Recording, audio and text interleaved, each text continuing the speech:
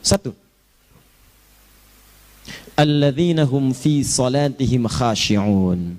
Syarat pertama, kalau ingin mendapatkan surga Firdaus tadi dan kebahagiaannya diturunkan ke bumi, dibawa sampai mati, masuk ke alam kubur lebih bahagia lagi, maka amalan pertama untuk melatih menguatkan iman itu, coba berlatih untuk menunaikan sholat dengan khusyuk. Kalau Anda kerjakan benar sholat ini, maka apa yang Anda dapatkan? Teman-teman ingat betul, saya mau tanya sebentar. Keabadian yang abadi disebut dengan sa'id. Kalau kita ingin turunkan ke dunia percikannya, kita dapatkan usahanya disebut dengan apa? Masih ingat? Aflah itu kalau didapatkan, kata dasarnya apa tadi? Falahun. Lihat baik-baik. Kata Allah dalam Al-Quran tadi, kalau ingin mendapatkan falahun, amalan pertama sholat. Makanya ketika dipanggil sholat, kalimat falah dilekatkan pada panggilan sholat. 5 kali diingatkan. Begitu muadzin kemudian azan memanggil Anda, hayya 'alas shalah. Anda bertanya, ya Allah kenapa kami mesti sholat? Dijawab, hayya 'alal falah. Yuk, pagi ayo. Yang sejati datang sini. Belum dapat sujud, belum dapat ruku, saya berikan. Makanya ketika orang sholatnya benar, dia akan mendapatkan 5 keutamaan. Saat di dunia nih, belum ke akhirat, 5 keutamaan.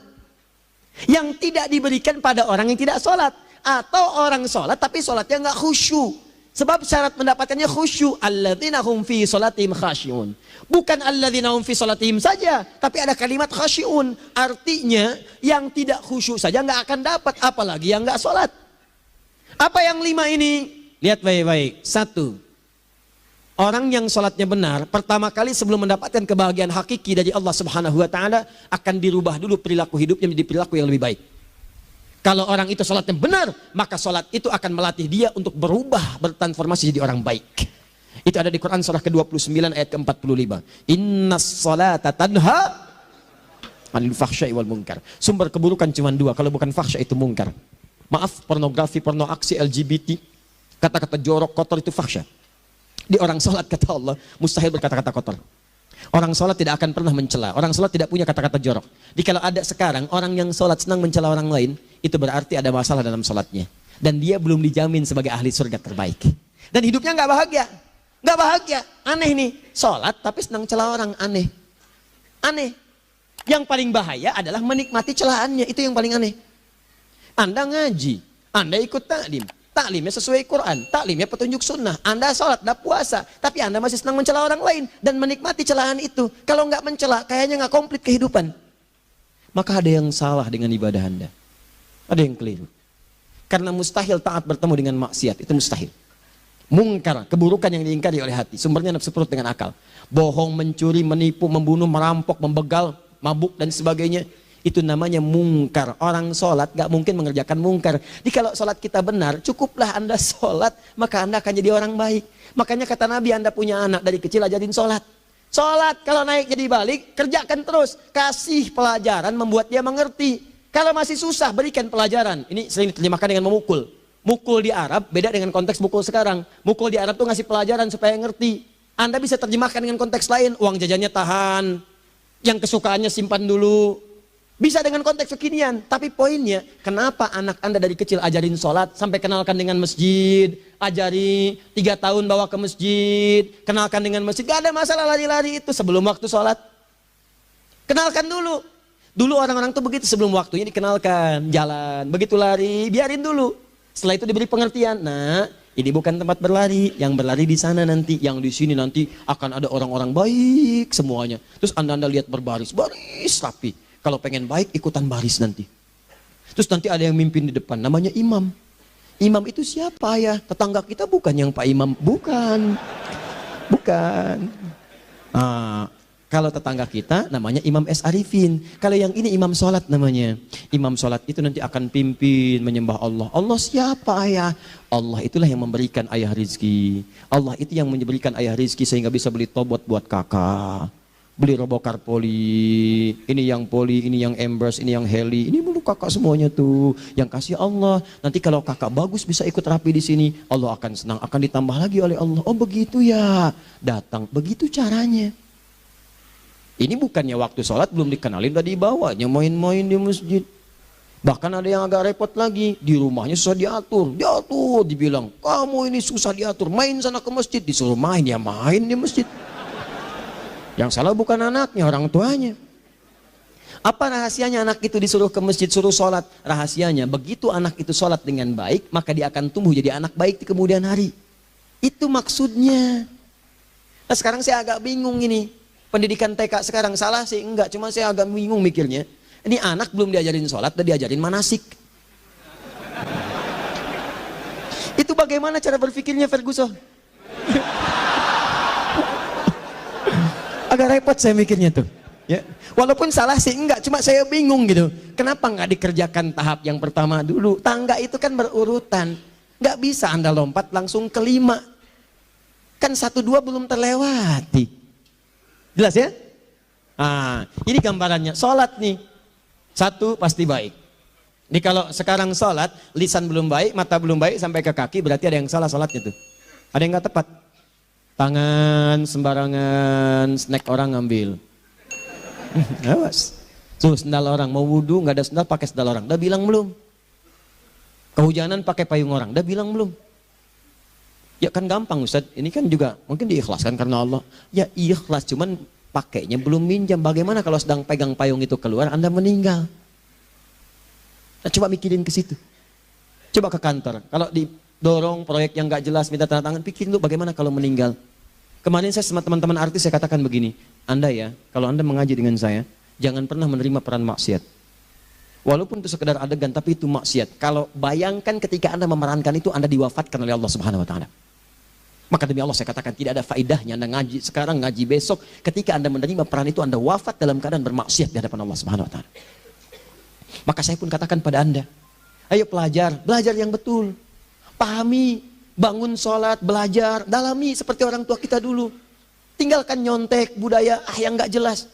Rasakan ketika nyontek Anda wafat. Apa yang Anda dapatkan? Di Libya itu, kalau nyontek, di Libya ya, ini saya pernah sekolah di Libya nih. Itu kalau nyontek, dibiarin aja dulu. Dan rekornya 100% ketahuan. Begitu sudah selesai, cuma jeda 2 jam, langsung ada panggilan. Si Fulan silahkan datang ke kantor. Apa yang disediakan di kantor sudah siap. Anda diberi waktu 2 jam dari sekarang, siapkan beres-beres koper Anda. Di sini tertulis Anda akan pulang. Tiketnya sudah lengkap, dikawal 2 orang. Dituliskan di situ anak ini nyontek gak boleh kembali ke sini. Libya. Gak ada, zero tolerance bagi yang seperti itu. Keluar. Kami gak terima di sini. Harusnya begitu. Gak ada faedahnya. Yang kita butuhkan amalan dari ilmu, bukan nilai-nilai itu sementara. Gak ada. Sudah. Nah ini akhirnya begini kualitasnya nih. Tertulis di ijazahnya bagus, cum laude, IPK-nya 4, tapi nggak ada aplikasinya. Yang pintar banyak, kita butuh yang baik, pintar yang baik. Sekarang yang pintar banyak, kepintarannya dipakai untuk nipu orang. Itu yang bahaya. Ahli hukum banyak yang dihukum. Ahli ekonomi tidak bisa mengangkat perekonomian. Apa yang salah? Apa yang salah? Ini yang jadi persoalan. Tapi dasar manusia, begitu di sidang mulai pakai peci, pakai baju koko, pakai tasbih, ada yang pakai kerudung. Luar biasa. Nih, 2. Orang kalau sholatnya benar, Allah akan berikan ketenangan dalam jiwanya. Tenang hatinya. Jangankan musibah kecil, musibah paling besar pun tenang aja dia. Tenang, dia paham rumusnya. Allahu Akbar. Turun Quran. Surah ke-13 ayat ke-28. Ala bidzikrillahi tatmainnul. Yakinkan pada dirimu zikir kepada Allah membuat hati tenang. Di antara turunan zikir amalannya adalah sholat. Dari mana taunya Quran surah ke-20 ayat ke-14. Innani anallahu la ilaha illa ana fa'budni wa aqimis salata li dzikri. Saya Allah, kata Allah ke Nabi Musa.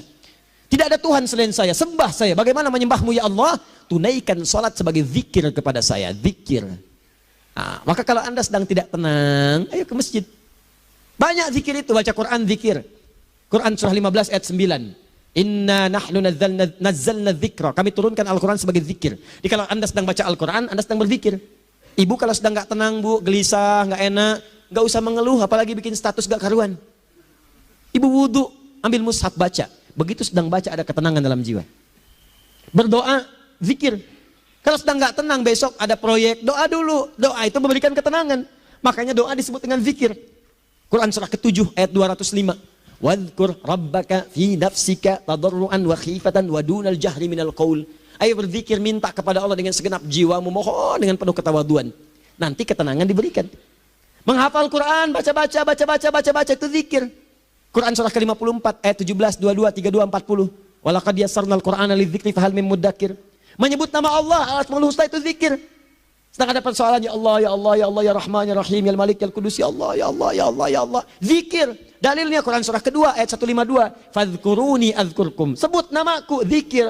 Apapun akan mengingatmu. Gimana menyebutnya? Ditafsir di Quran surah 17. Ayat keberapa? 110.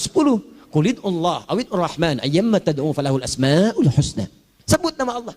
Itu menentamkan pada jiwa. Sedangkan sholat gabungan dari semua zikir tadi. Bukankah dalam sholat Anda baca Al-Quran? Bukankah dalam sholat Anda menghafal Al-Quran? Bukankah dalam sholat Anda berdoa? Bukankah dalam sholat Anda istighfar? Anda mohon digabungkan semua itu. Amalan sholat menggabungkan semua jenis zikir. Masa Anda nggak tenang juga? Makanya sholat itu, jangankan sholat ya, tempat sholat itu yang menenangkan. Tempat sholat, tempat paling tenang di muka bumi.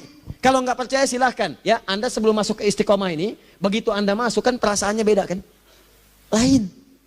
Silahkan cek kalau cari ketenangan datang ke masjid.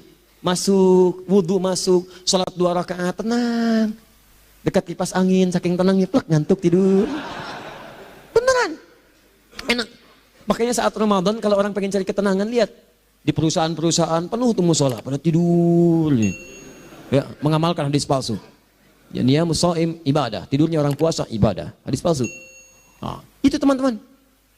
Itu gambarannya tiga. Orang yang salatnya khusyuk benar, itu dijamin langsung oleh Allah Subhanahu wa taala akan dimudahkan semua urusan hidupnya termasuk rezekinya. Ini yang saya katakan. Jadi saya katakan tadi, di akhirat ini, di surga, rezeki tinggal ngambil. Anda kalau benar salatnya, itu langsung dijanjikan oleh Allah. Rezeki itu nggak perlu Anda banyak pikirkan. Ikhtiar sedikit, datang. Bahkan dari sisi yang tidak Anda duga. Apa dalilnya? Quran surah ke-65 ayat 2 dan 3. Ditafsir di Al-Baqarah ayat 2 dan 3. Wa may yattaqillaha yaj'al lahu makhraja. Ada orang yang meningkatkan takwanya kepada Allah, kami mudahkan urusan hidupnya. Setiap persoalannya diberikan jalan keluar, mudah. Solusi. Setiap ada problematika, ada solusi. Wa yarzuqhu min haitsu la yahtasib. Dan kalau dia ingin mendapatkan rezeki, bahkan kami kirimkan dari sisi yang tidak dia duga.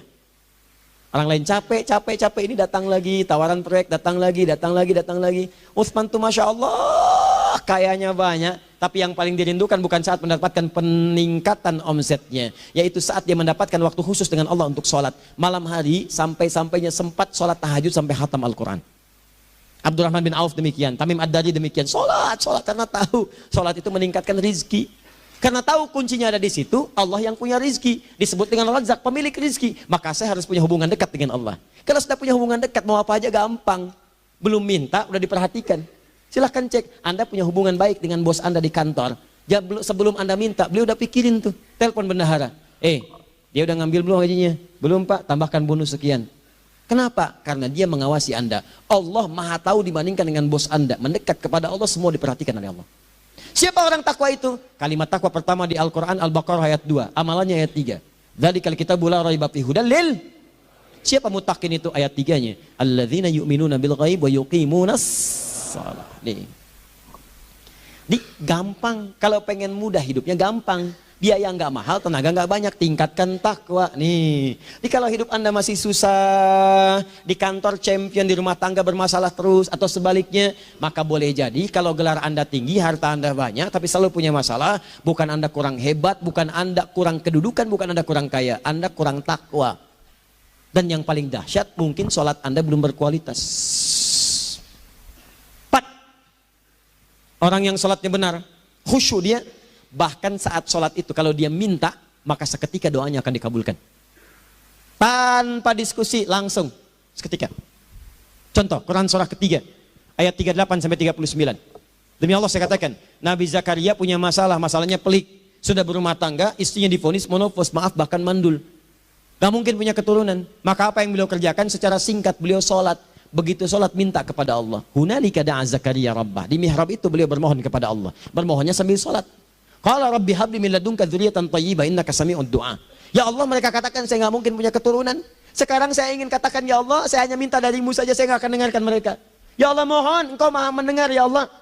Maha mendengar doa saya. Kalau kepada yang maha mendengar aja nggak mengabulkan, kepada siapa lagi saya mesti minta? Apa yang terjadi? Fanadatul malaikat wa huwa qa'imun yusalli fil mihrab. Turun malaikat mengabarkan sedangkan beliau masih sholat, belum selesai dalam sholatnya. Sholat khusyuk itu belum selesai sholat aja dikabulkan, doa sudah turun. Sholatnya belum selesai, doa sudah dikabulkan. Annallaha yubashshiruka bi Yahya. Allah kasih kabar gembira. Doa kamu didengar, dikabulkan. Kamu akan punya anak. Namanya langsung dari Allah Yahya. Artinya hidup yang mustahil menurut manusia. Lahir seorang dari rahim perempuan yang menepus dan mandul. Bayi yang hidup, kata Allah nggak ada yang mustahil bagiku. Jadi dan jadi dia. Berita baiknya, Nabi Zakaria sholat dikabulkan. Umat Nabi Muhammad sebelum sholat sudah ditunggu oleh Allah. Mau minta apa? Aku kabulkan sekarang. Hadisnya qudsi. Saya bacakan.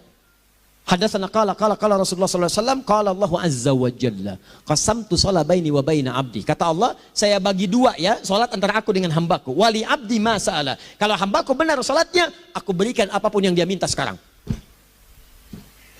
Idza qala al-abdu alhamdulillahi rabbil alamin. Bagian pertama, kalau hamba benar membaca Al-Fatihahnya dari alhamdulillahi rabbil alamin, kalau Allah azza wa jalla dijawab oleh Allah, hamadani abdi, hambaku sedang memujiku. Wa idza qala ar-rahmanir rahim, jika hambaku berkata ar-rahmanir rahim, kalau Allah azza wa jalla athna alayya abdi, hambaku sedang menyanjungku. Wa idza qala maliki yaumiddin, kalau Allah azza wa jalla majjadani abdi, kalau hambaku mengatakan maliki yaumiddin, kata Allah hambaku sedang mengagungkanku. Perhatikan sekarang. Wa idza qala al-abdu iyyaka na'budu wa iyyaka nasta'in.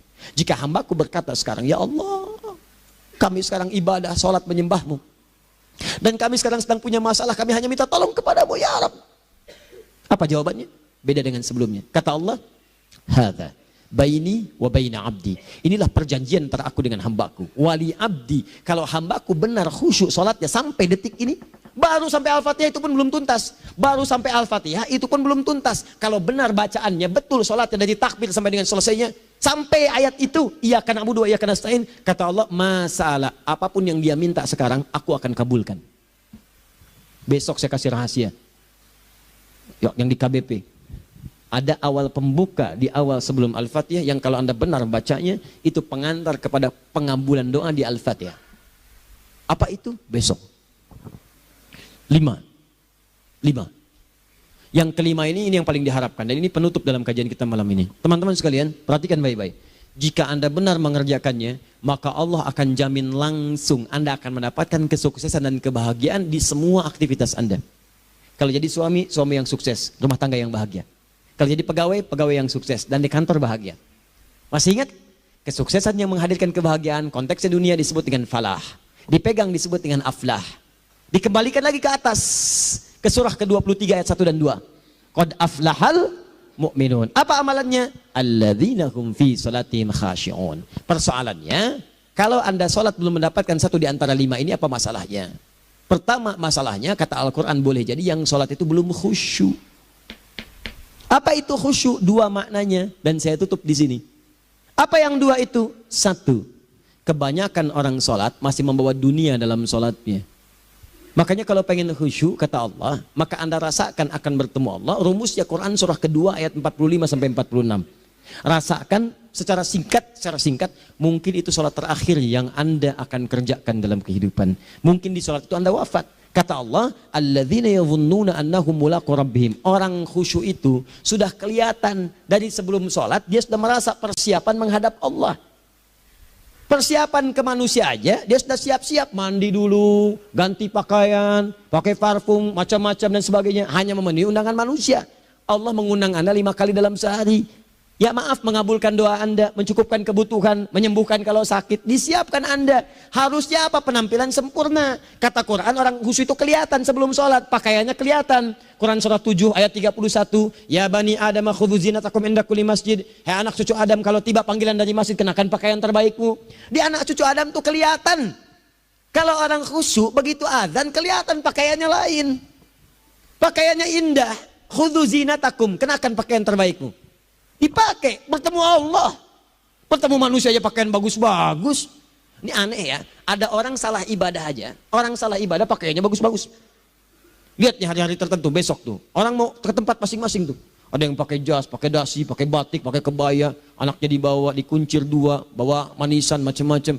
Mau salah ibadah aja, tampilan bagus. Masa antum yang benar ibadahnya nggak bagus? Bedakan. Pakaian futsal, pakaian sholat, ganti dengan yang sholat. Ini gimana pakaian sholat pakai pakaian futsal? Depannya gambar Messi, belakang Ronaldo. Ah, repot. Malaikatnya juga bilang, kamu salah baju, harusnya Luka Modric.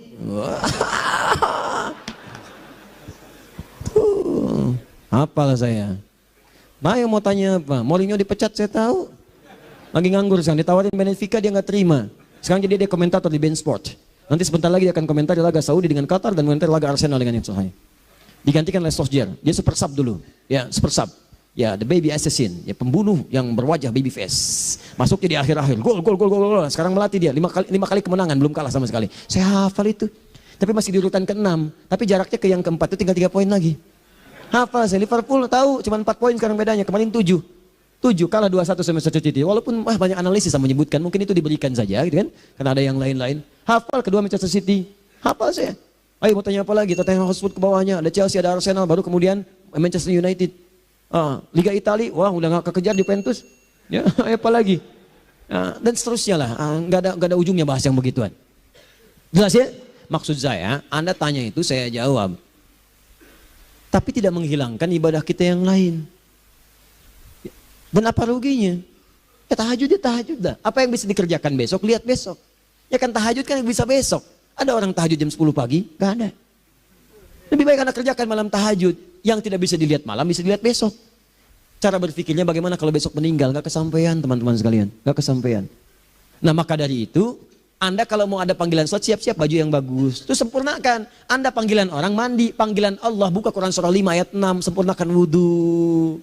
Ya ayyuhalladzina amanu idza qumtum ila shalah faghsilu wujuhakum, wudhu yang baik. Berpakaian yang rapi. Kenapa? Karena boleh jadi saat dipanggil Anda wafat saat itu. Maka wafatlah Anda dalam keadaan yang suci, dengan keadaan tobat, dengan pakaian terindah pada saat itu. Yang kedua, maaf, orang-orang kurang khusyuk itu saya tutup. Yang kedua itu karena kebanyakan orang sholat tidak paham, tidak mengerti apa yang dibaca dan dilakukan dalam sholatnya.